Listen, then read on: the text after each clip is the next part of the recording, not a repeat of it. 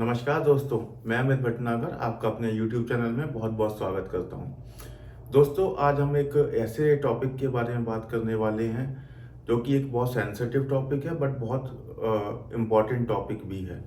विवाह हम सब लोगों के जीवन में एक महत्वपूर्ण रोल निभाता है। वो चाहे भारत हो या कोई और देश हो, डज नॉट मैटर। बहुत इंपॉर्टेंट इवेंट है किसी के भी लाइफ में। और उसके बाद लोग कहते हैं कि अपनी लीनियज बढ़ाने के लिए, अपने वंश को बढ़ाने के लिए संतान की उत्पत्ति भी ज़रूरी है, जिसके लिए बहुत सारे कपल्स, बहुत सारे लोग परेशान रहते हैं कि उनके जीवन में संतान क्यों नहीं हो रही है। अब संतान होने के योग तो भगवान ही देता है। अगर वो योग होंगे आपकी कुंडली में तो संतान होगी, और योग नहीं होंगे तो संतान नहीं होगी। तो अगर कोई अच्छा एस्ट्रोलॉजर जो ये जान सकता है कि इस कुंडली में संतान होने के योग हैं या नहीं हैं, तो वो बहुत आसानी से कैलकुलेट करके बता सकता है। तो आज इसी टॉपिक को मैं कवर करना चाह रहा हूँ कि किसी की कुंडली में कैसे देखें कि संतान होगी या नहीं होगी, और नहीं होगी तो फिर उसके क्या उपाय हैं। क्योंकि हमें एज एन एस्ट्रोलॉजर हमेशा जातक को पॉजिटिव नोट पे छोड़ना है। हमें उसे ज्योतिष शास्त्र के अलावा काउंसल भी करना है, हमें गाइड भी करना है। अगर पहला ऑप्शन अवेलेबल नहीं है तो क्या कर सकते हैं। तो पहले बात करते हैं योगों की, जिसके थ्रू पता चलता है कि किसी के जीवन में संतान का योग है या नहीं है। मैंने बोर्ड पे कुछ नियम लिखे हैं, कुंडली बनाई है, क्षमा कीजिए अगर आपको बोर्ड छोटा लग रहा हो। मैं दूसरी कंट्री में हूँ और लिमिटेड रिसोर्सेज के साथ ही कोशिश कर रहा हूँ कि आप लोगों के साथ अपना ज्ञान शेयर कर सकूँ। सो इन केस आपको बोर्ड छोटा लग रहा है, चमक नहीं रहा है, तो बीच बीच में आपको इसका स्क्रीनशॉट मिलेगा, आप वहां से उसको स्क्रीन कैप्चर कर लीजिएगा।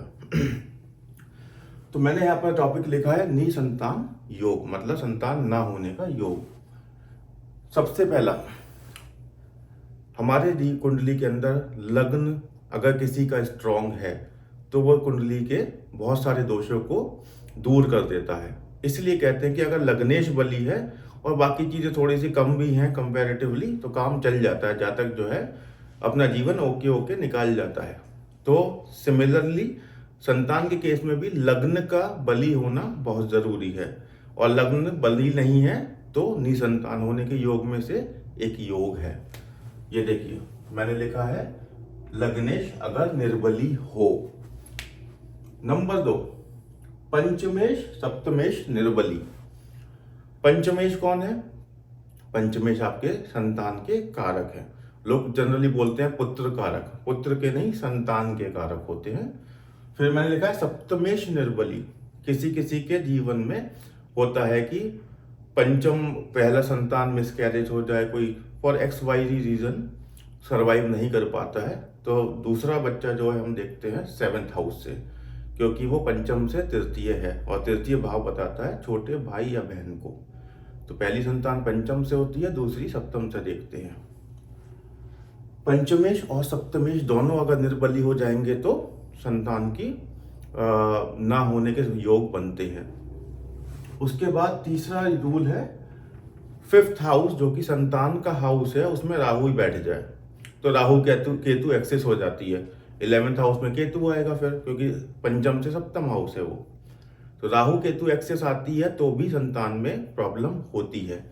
और माशाल्लाह उसके बाद मंगल की दृष्टि पड़ जाए तो सोने पे सुहागा। एक तो राहु केतु एक्सेस है, ऊपर से पाप ग्रह की उसके ऊपर दृष्टि आ गई तो संतान ना होने के योग बनते हैं। ये देखिए, अच्छा एक रूल बताया गया है कि अच्छा पहले रूल बताऊं उससे पहले एक बात और रिपीट करता हूं। जब भी हम किसी चीज का योग देखते हैं तो हमें लग्न से देखना चाहिए, चंद्र से देखना चाहिए, और जिस कारक की हम बात कर रहे हैं उसको भी लग्न बना के देखना कंपलसरी होता है। अगर मैं आपसे पूछ रहा हूं कि क्या मेरी शादी होगी नहीं होगी, तो मुझे लग्न से देखना है सप्तम हाउस या लॉर्ड, चंद्र से सप्तम हाउस या लॉर्ड देखना है, एंड देन शादी का कारक कौन है? शुक्र। शुक्र को भी लग्न बनाऊंगा, फिर 7th हाउस या लॉर्ड देखूंगा। फिर सेम चीज में D9 में भी देखूंगा, फिर सेम चीज में D10 में भी D9 में भी देखूंगा। तो ये बहुत इंपॉर्टेंट है D10 वाला इग्नोर करिएगा, गलती से मेरे मुंह से निकल गया। D1 और D9 आप दोनों में देखेंगे। लेकिन हमेशा किसी भी चीज़ के वैलिडेशन के लिए लग्न, चंद्र और कारक का आप लग्न बनाकर देखेंगे। एक बार लग्न को लग्न से देखेंगे, फिर चंद्र को लग्न बनाएंगे, फिर कारक से लग्न बनाएंगे। तो वही रूल मैंने यहाँ लिखा है। अब बच्चा देखना है तो fifth house, fifth Lord, fifth house देखना पड़ेगा, पंचम या पंचमेश। तो वो मैं देखूंगा लग्न से, चंद्र से और गुरु से, क्योंकि गुरु मेरे संतान के कारक है। तो मैं इन तीनों से देखूंगा कि मेरे फिफ्थ हाउस की या उसके स्वामी की क्या कंडीशन है। क्या लग्न से मेरा फिफ्थ हाउस और लॉर्ड पीड़ित है, क्या चंद्र से भी पीड़ित है, क्या गुरु से भी पीड़ित है फिफ्थ हाउस या लॉर्ड। अगर तीनों से ही पीड़ित है तो मतलब कुंडली में कोई बहुत बड़ी प्रॉब्लम है संतान से रिलेटेड, क्योंकि हर चीज मुझे इंडिकेट कर रही है कि संतान में प्रॉब्लम है। तो यही चीज सेम मैंने यहाँ पर लिखी है कि लग्न से, चंद्र से, गुरु से फिफ्थ हाउस में देखिए पाप ग्रह हो या फिर और किसी शुभ ग्रह की उसके ऊपर दृष्टि या कोई और संबंध नहीं होना चाहिए। तो पाप मतलब फिफ्थ हाउस या लॉर्ड आपका पाप ग्रहों से आपका वो रिलेशन तो बना रहा है, उसमें फिर किसी शुभ ग्रह की दृष्टि नहीं होनी चाहिए। क्योंकि क्या होता है, शुभ ग्रह की दृष्टि पड़ने से आपके जो पापों में कमी आती है। तो वो हम कह रहे हैं कि निसंतान योग है तो पंचम हाउस या लॉर्ड जो है पीड़ित तो होगा और शुभ ग्रह की दृष्टि नहीं होगी। यही मैं यहाँ पर कहना चाह रहा हूं। पंचम भाव पाप कर्तरी में हो, पंचम भाव पाप कर्तरी में हो तो संतान में बाधा आती है। इसका ये एक वन ऑफ दी कंडीशंस है। ऐसा नहीं कि केवल अगर आपने ये देख लिया कि पंचम हाउस पाप कर्तरी में यानी चौथे हाउस में भी पापी ग्रह है और सिक्स्थ हाउस में भी पापी ग्रह है तो संतान नहीं होगी। ये वन ऑफ दी कंडीशंस है। तो आप अगर देखोगे कि किसी की संतान नहीं हो रही है तो फिफ्थ हाउस आपको जनरली पाप कर्तरी में मिल जाएगा। ये हमारा पॉइंट हो गया। अब हम बात करें लग्न से, चंद्रमा से, गुरु फिफ्थ लॉर्ड, गुरु से पंचमेश छठे, आठवें, 12वें भाव में हो। मैं कहना चाह रहा हूं कि लग्न से अगर मैं फिफ्थ लॉर्ड को देखूं तो वो अपने से 12वें स्थान में गया हुआ हो। अगर मैं चंद्रमा से देखूं तब भी 12वें में गया हो। अगर मैं गुरु से देखूं तब भी अपने से 12वें स्थान में गया हो। मतलब फिर तो पूरी कुंडली चौपट है संतान के मामले में। जस्ट मैं ये कहना चाह रहा हूँ कि अगर मैं लग्न से, मैं इस कुंडली को ले लेता हूँ, ये कन्या लग्न की कुंडली है। अगर कन्या लग्न की कुंडली का लग्नेश कौन होगा, बुध, अगर वो अपने से 12वें स्थान में हो, लेट से पंचमेश कौन है यहाँ पर, शनि फिफ्थ हाउस का लॉर्ड है, अपने से 12वें यानी कि यहाँ पर आ जाए अगर वो, तो प्रॉब्लम है। सिमिलरली मैं जब यहाँ पर चंद्रमा है, जहां भी चंद्रमा बैठा है, यहां से मैं अगर 5वां स्थान में देखूं, 1 2 3 4 5, चंद्रमा से 5वां स्थान मंगल है। अगर ये दूसरे स्थान में आ जाता तो यानी अपने से 12वें स्थान में आता तो कुंडली में प्रॉब्लम है, निसंतान होने का योग है तीनों से, लग्न, चंद्र और गुरु। सिमिलरली लग्न में पाप ग्रह हो, लग्न लॉर्ड पंचम स्थान में हो और पंचम लॉर्ड जो है थर्ड स्थान में हो, चंद्रमा फोर्थ स्थान में हो तो भी निसंतान योग होने का आपका एक कंडीशन बनती है। लग्न में पाप ग्रह हो, लग्न लॉर्ड पंचम स्थान में हो, फिफ्थ लॉर्ड जो है यानी पंचमेश तीसरे भाव में हो और चौथे भाव में चंद्रमा हो। ये हमारे ग्रंथों के अंदर एक कंडीशन दी हुई है निसंतान होने की। तो अगर ये कंडीशन आपकी फुलफिल होती है तो आप देखेंगे ऐसे जातकों के जीवन में संतान का सुख बहुत कम होता है। मतलब कोई भी जब भी कंडीशन होती है तो हम एज इट इज 100% सर्टेनिटी से नहीं बोल सकते हैं कि ये 100% जो रिजल्ट लिखे हुए हैं वैसा ही होगा, क्योंकि देश काल पात्र या पुराने ज़माने में जो नियम लिखे गए थे, आज के ज़माने में जो साइंस ने, टेक्नोलॉजी ने डेवलपमेंट किया है, उससे बहुत सारी चीज़ें चेंज हुई हैं। पुराने ज़माने में अगर किसी के जीवन में कोई कमी थी तो उसको ठीक करने के लिए चीज़ें अवेलेबल नहीं थी, आज की तारीख में हैं। तो हमेशा आपको एक पॉसिबिलिटी रखनी है कि 99% चांसेस है कि ये काम नहीं होगा। संतान नहीं होगी। 1% साइंस एंड टेक्नोलॉजी की वजह से पॉसिबल है। तो वो मार्जिन ऑफ 1% रखना एस्ट्रोलॉजी के अंदर बहुत इंपॉर्टेंट है। लास्ट है बीज स्फुट और क्षेत्र स्फुट। तो हम सब जानते हैं कि मैंने अपने पुराने वीडियो में भी संतान के बताया हुआ है कि पुरुष के लिए बीज स्फुट देखा जाता है, स्त्रियों के लिए क्षेत्र स्फुट देखा जाता है। बीज स्फुट जो है वो विषम राशि में होना चाहिए और क्षेत्र स्फुट जो है सम राशि में होना चाहिए।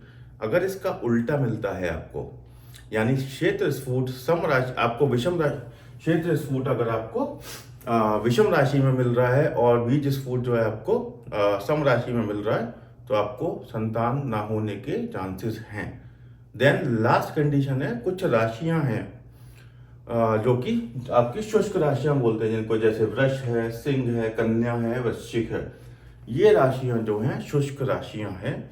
अगर आपका पंचमेश इन राशियों में चला जाए तो भी संतान होने में कठिनाई होती है। तो ये कुछ नियम थे, ऐसा नहीं है कि यही सारे नियम हैं, और बहुत सारी कंडीशंस बनती हैं जिससे संतान होने में दिक्कत होती है, और दूसरा वीडियो बना देंगे उसके ऊपर। लेकिन अगर बहुत सारी कंडीशन बताऊंगा तो फिर आप कंफ्यूज भी हो सकते हैं।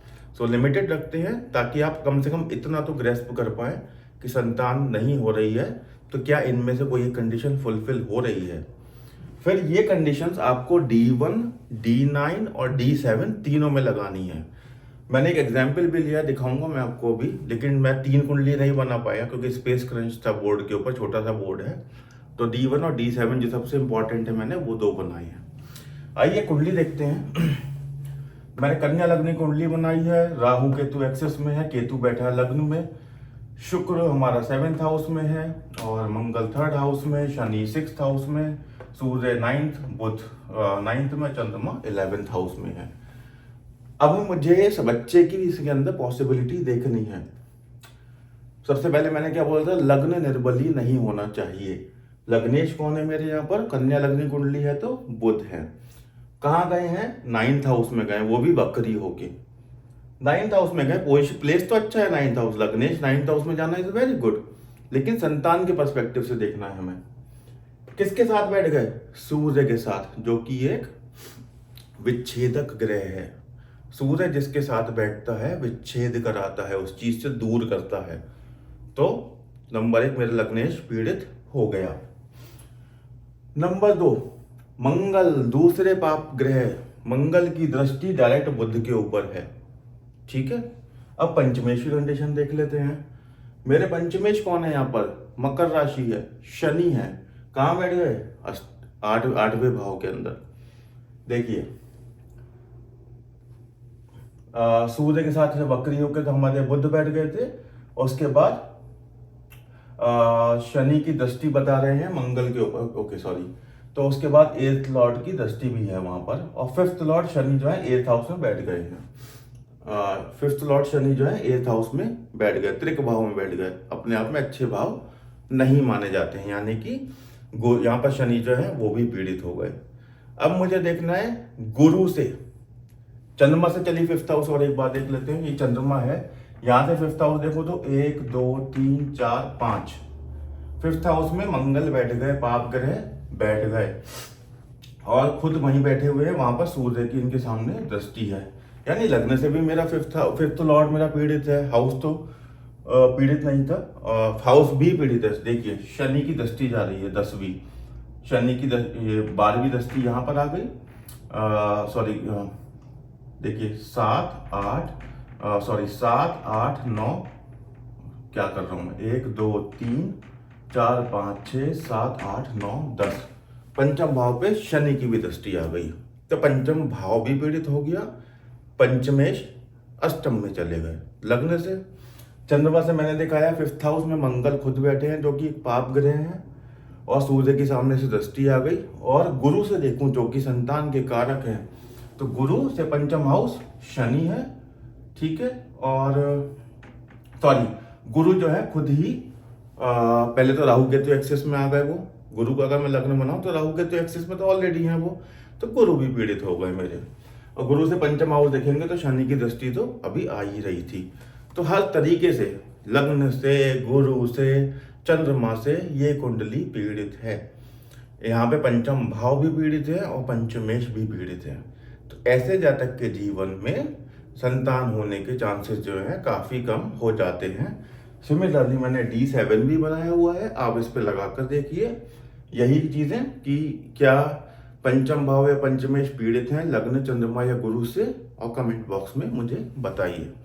तो दोस्तों आज ये थी कुछ कंडीशंस निसंतान योग बताने के लिए। आगे इस सीरीज में मैं और चीज़ें बताऊंगा कि संतान होने के लिए कौन सा मुहूर्त होना चाहिए। तो मैं अगला वीडियो में इसके बारे में बात करने वाला हूँ।